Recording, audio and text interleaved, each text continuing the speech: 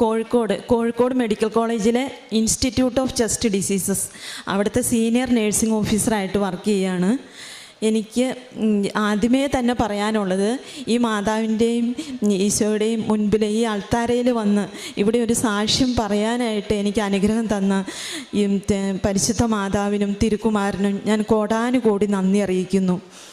ഈ കഴിഞ്ഞ 2023 ഇപ്പോൾ 2024 ഈ കഴിഞ്ഞ 2023 ഈ സീസണിൽ ഞാൻ ഈ ഒരു ആത്മഹത്യയുടെ അറ്റംപ്റ്റ് വരെ ചെയ്ത് അങ്ങനെ ഒരു കണ്ടീഷനിൽ പോയിക്കൊണ്ടിരുന്ന ഒരു വ്യക്തിയായിരുന്നു ഞാൻ.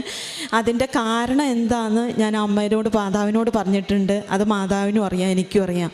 പക്ഷേ അത് മാതാവ് എൻ്റെ മുമ്പിൽ വന്ന്, സിന്ധു നീ ആത്മഹത്യ ചെയ്യേണ്ട വ്യക്തിയല്ല, നീ ഈ സമൂഹത്തിന് വേണ്ട വ്യക്തിയാണ്, നീ ജീവിതത്തിലേക്ക് തിരിച്ചു വരിക എന്ന് മാതാവ് എനിക്ക് വെളിപ്പെടുത്തി തന്ന് ഇന്ന് ഞാനിവിടെ ഈ മാതാവിൻ്റെ ഈ അൾത്താരയിൽ ഞാൻ നിൽക്കണ്ടെങ്കിൽ അതിന് ഒരേ ഒരു സാക്ഷ്യം എൻ്റെ ഈ മാതാവും തിരുക്കുമാരനും മാത്രമാണ്. അതുകൊണ്ട് ഞാൻ മാതാവിനും തിരുക്കുമാരനും ഒരുപാട് നന്ദി ഞാൻ അറിയിക്കുന്നു. ഇന്ന് ഞാൻ ഈ വ്യക്തിയായിട്ട് ഈ അൾത്താരയിൽ വന്ന് സാക്ഷ്യം പറയാനായിട്ട് എനിക്കൊരു ജീവൻ ഇവിടെ മാതാവ് തന്നതാണ്, അല്ലാതെ വേറെ ഒരാളുമല്ല. അതിൻ്റെ കാരണം ഞാൻ മാതാവിനും അറിയാം, എനിക്കും അറിയാം. പിന്നെ രണ്ടാമതായിട്ട് എനിക്ക് ഒരു മകനും ഒരു മകളുമാണുള്ളത്. മകൻ 10th കഴിഞ്ഞ ഈ വർഷം SSLC പരീക്ഷ എഴുതിയതാണ്. അവൻ മാത്സിന് പൊതുവേ ബുദ്ധിമുട്ടായിരുന്നു. ആദ്യത്തെ നമ്മുടെ ഓണത്തിൻ്റെ പ്രിലിമിനറി എക്സാമിന് 3 മാർക്കാണ് അവന് കിട്ടിയത്. അപ്പോൾ ആ മോൻ ആകെ ഡെസ്പായി, ആകെ ഡിപ്രസ്ഡായി. പിന്നെ അതുമല്ല, അവൻ്റെ ക്ലാസ്സിലുള്ള മക്കളൊക്കെ അവനെ കുറേ കളിയാക്കിക്കൊണ്ട് നീ എന്താടാ മന്ദബുദ്ധിയാണോ, നീ പൊട്ടനാണോ, ഇങ്ങനെയൊക്കെ ഓരോരോ ക്വസ്റ്റ്യനുകളും മകനോട്. അപ്പോൾ അത് കഴിഞ്ഞിട്ട് അപ്പോൾ അവൻ ഓൾറെഡി ഭയങ്കര ഡെസ്പായി. അവൻ എൻ്റെ അടുത്ത് എന്നും വന്ന് കരച്ചിൽ, അമ്മ ഇങ്ങനെ കൂട്ടുകാരൊക്കെ ഇങ്ങനെ പറയുകയാണ് എന്നൊക്കെ പറഞ്ഞു. അപ്പോൾ അന്നേരം ഞാൻ ഉടമ്പടിയിൽ പോയിക്കൊണ്ടിരിക്കുന്ന ഒരു സമയത്താണ്. അപ്പോൾ ഞാൻ എൻ്റെ മോനോട് പറഞ്ഞു, കണ്ണൻകുട്ട നീ ഒന്നും കൊണ്ടും വിഷമിക്കണ്ട, മാതാവ് നമ്മുടെ കൂടെയുണ്ട് എന്നും മാതാവിനോട് പ്രാർത്ഥിക്കുക. പിന്നെ ഞാൻ ഇവിടുന്ന് കിട്ടിയ ആ തൈലം എല്ലാ ദിവസവും എൻ്റെ മകൻ്റെ നെറ്റത്ത് പൊറ്റിയിട്ടായിരുന്നു സ്കൂളിൽ വിടുന്നത്. അങ്ങനെ ഇങ്ങനെ കഴിഞ്ഞ് പോയിക്കൊണ്ടിരുന്നു. ഈ പബ്ലിക് എക്സാം, SSLCയുടെ പബ്ലിക് എക്സാം വന്നു. ആ പബ്ലിക് എക്സാം വന്ന സിറ്റുവേഷനും എനിക്ക് കുറേയേറെ പ്രശ്നങ്ങളുള്ള സമയമായിരുന്നു. എൻ്റെ അമ്മയ്ക്ക് സുഖമില്ലാതെ വന്നു. എൻ്റെ ശരിക്കും നേറ്റീവ് പ്ലേസ് എറണാകുളമാണ്. ഞാൻ എറണാകുളത്തേക്ക് പോയ സമയത്താണ് എൻ്റെ മകൻ്റെ മാത്സ് എക്സാം നടക്കുന്നത്. എൻ്റെ മകൻ തന്നെ ആ ക്വാർട്ടേഴ്സിൽ നിന്ന് ആയിട്ടാണ് അവൻ എക്സാം എഴുതുന്നത്. അങ്ങനെ എക്സാം എഴുതി, എക്സാമിൻ്റെ റിസൾട്ട് വന്നു കഴിഞ്ഞ തവണ. എൻ്റെ മകൻ എല്ലാ വിഷയങ്ങൾക്കും, മാത്സ് ഉൾപ്പെടെയുള്ള എല്ലാ വിഷയങ്ങൾക്കും ഫുൾ A+ മാർക്കോട് കൂടിയാണ് എൻ്റെ മകൻ പാസ്സായത്. എൻ്റെ ഈശോയ്ക്കും തിരുക്കുമാരനും ഒരുപാട് നന്ദി ഞാൻ അറിയിക്കുന്നു. കാരണം എൻ്റെ മകൻ അത്രത്തോളം വിഷമിച്ചിട്ടുണ്ട്. എൻ്റെ അമ്മ, എൻ്റെ കൂട്ടുകാരൊക്കെ എന്നെ ഇങ്ങനെ പറയുകയാണെന്ന് പറഞ്ഞിട്ട്. അന്നൊക്കെ ഞാൻ പറഞ്ഞു, കണ്ണൻകുട്ട നീ ഒന്നും കൊണ്ട് വിഷമിക്കണ്ട, അതൊക്കെ മനുഷ്യരാണ്. പക്ഷേ നമ്മളെ രക്ഷപ്പെടുത്താനായിട്ട് ഒരേ ഒരാളുള്ളൂ, അത് ദൈവം. ആ ദൈവത്തിൽ ഉറച്ചു നിൽക്കുക. കാരണം എൻ്റെ മകൻ തന്നെയാണ് മാത്സ് എക്സാം നടക്കുമ്പോൾ എൻ്റെ ക്വാർട്ടേഴ്സിൽ തന്നെ എൻ്റെ മോനെ ഇട്ടിട്ടാണ് ഞാൻ നാട്ടിൽ, അമ്മയ്ക്ക് വയ്യാതെയായി പോയി. ആ സിറ്റുവേഷനൊക്കെ മറികടന്ന്. പക്ഷേ എൻ്റെ മകനും ഇപ്പോൾ ഒരുപാട് വിശ്വാസമായി. മാതാവിൻ്റെയും ഈശോയുടെയും പ്രസൻസ് ഉള്ള ഒരു കോഴിക്കോട് സേവിയോ ദേവഗിരി സ്കൂളിലാണ് എൻ്റെ മകൻ പഠിക്കുന്നത്. ഇപ്പോഴും ആ സ്കൂളിൽ തന്നെ +1 അവൻ അഡ്മിഷൻ, എൻ്റെ മാതാവിൻ്റെ ഈശോയുടെയും പ്രസൻസ് ഉള്ള സ്കൂളിൽ തന്നെ അവൻ അഡ്മിഷനും കിട്ടി. സന്തോഷകരമായിട്ട് പോകുന്നു. പിന്നെ മൂന്നാമത്തായിട്ടുള്ള കാര്യം എന്ന് വെച്ചാൽ, എൻ്റെ ഹോസ്പിറ്റൽ, ഞാനൊരു നേഴ്സിംഗ് ഇൻചാർജാണ്. ഹോസ്പിറ്റലിൽ കുറേയേറെ പ്രശ്നങ്ങൾ നമ്മൾ അഭിമുഖീകരിക്കേണ്ടി വരും. കുറേ പ്രശ്നങ്ങൾ എനിക്ക് അഭിമുഖീകരിക്കേണ്ടി വന്നു. എന്ന് വെച്ചാൽ നമ്മൾ എത്രത്തോളം ചെയ്താലും നമുക്ക് നെഗറ്റിവിറ്റി തന്നെ. പക്ഷേ അന്നേരം ആ സമയങ്ങളിലൊക്കെ എനിക്ക് ഉറപ്പായിട്ട്, നീ ഒന്നും കൊണ്ട്, എൻ്റെ കോട്ടിൻ്റെ പോക്കറ്റിൽ ഞാൻ എന്നും കൊന്ത ഇട്ടുകൊണ്ടായിരുന്നു പോകുന്നത്. ആ സമയങ്ങളിൽ എന്ത് സിറ്റുവേഷൻ വന്ന് എന്നെ വിളിച്ചാലും, പക്ഷേ അപ്പം തന്നെ എന്നോട് ഈശോ പറയും, സിന്ധു നീ ധൈര്യമായിട്ട് പോയിക്കോ, ഞാനുണ്ട് നിൻ്റെ കൂടെ, എന്ത് ഇഷ്യൂസ് വന്നാലും നീ പോയിക്കോ. അപ്പോൾ അങ്ങനെയുള്ള സിറ്റുവേഷനിലൊക്കെ എന്ത് പ്രശ്നം നമുക്ക് മറികടക്കേണ്ട വന്നാലും, എനിക്കെതിരെ എന്തോ പ്രശ്നങ്ങൾ വന്നാലും, എല്ലാ പ്രശ്നങ്ങളും ഹോസ്പിറ്റൽ സംബന്ധിച്ചാണെങ്കിലും എൻ്റെ ജോലി സ്ഥലത്തുള്ള പ്രശ്നങ്ങളെല്ലാം ഞാൻ എൻ്റെ ഉടമ്പടി ജീവിതത്തിലൂടെ മാത്രമാണ് ഈ ഓരോ പ്രശ്നങ്ങളെയും സോൾവ് ചെയ്ത് ഇപ്പം മുൻപോട്ട് പോയിക്കൊണ്ടിരിക്കുന്നത്. പിന്നെ ഈ ഇടയ്ക്ക് തന്നെ ഇപ്പോഴും ഞാൻ ഉടമ്പടി ജീവിതത്തിൽ തന്നെയാണ് പോയിക്കൊണ്ടിരിക്കുന്നത്. ഞാനിപ്പോൾ 2003 എനിക്ക് PSC കിട്ടിയതാണ്.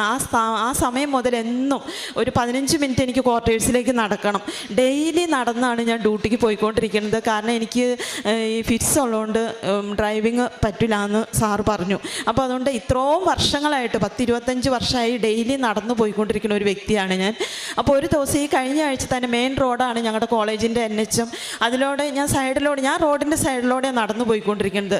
പക്ഷേ മുക്കത്തുനിന്ന് വരുന്ന ബസ്സുകൾക്ക് എന്ന് വെച്ചാൽ നല്ല ഓവർ സ്പീഡിലാണ് വരുന്നത്.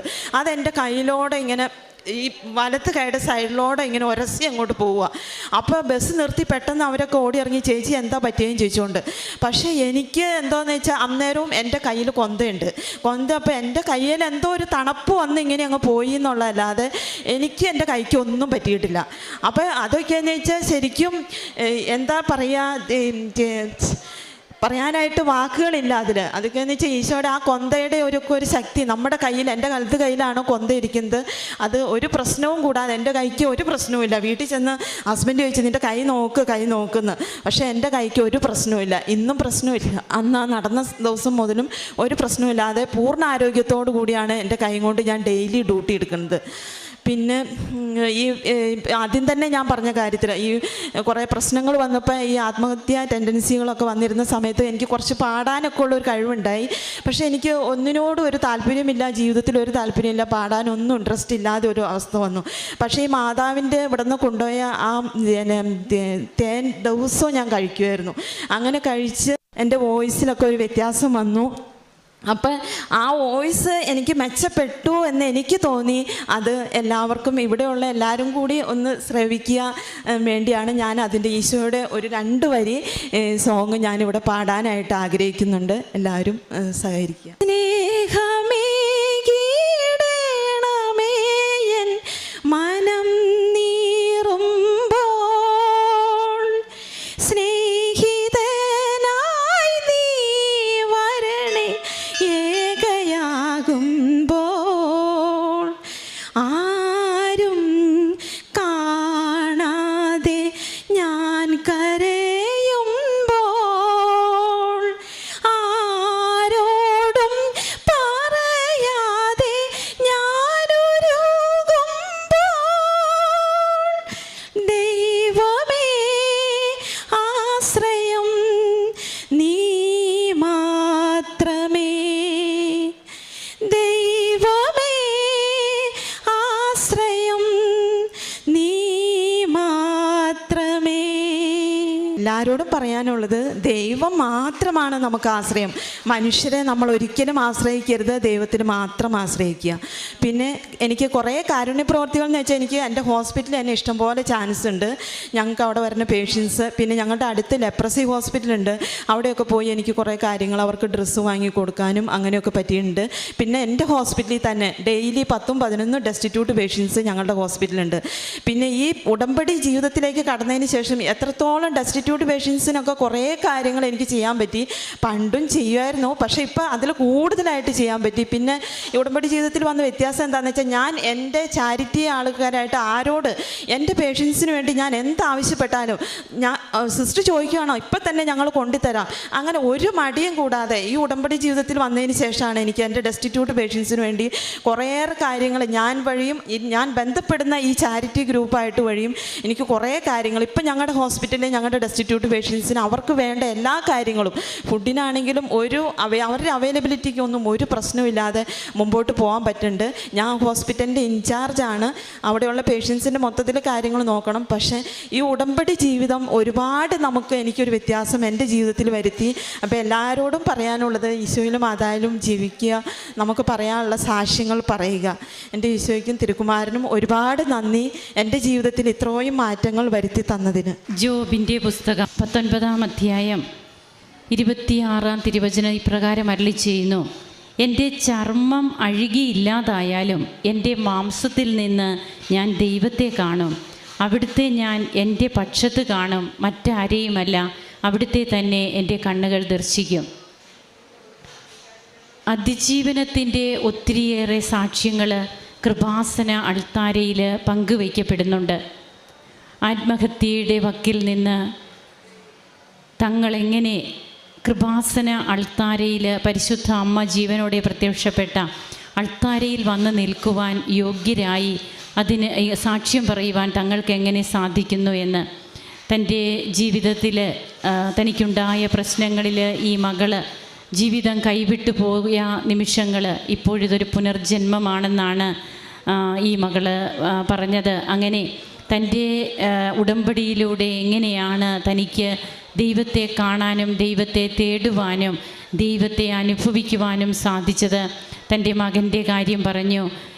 മാത്സിന് 3 മാർക്ക് കിട്ടിയ കുട്ടി എങ്ങനെ പിന്നീട് ഫുൾ A+ൽ പാസ്സാകുന്നു? ഉടമ്പടി എങ്ങനെ ഈ മകൾക്ക് ധൈര്യം പകരുന്നു? അതാണ് നാം കേട്ടത്.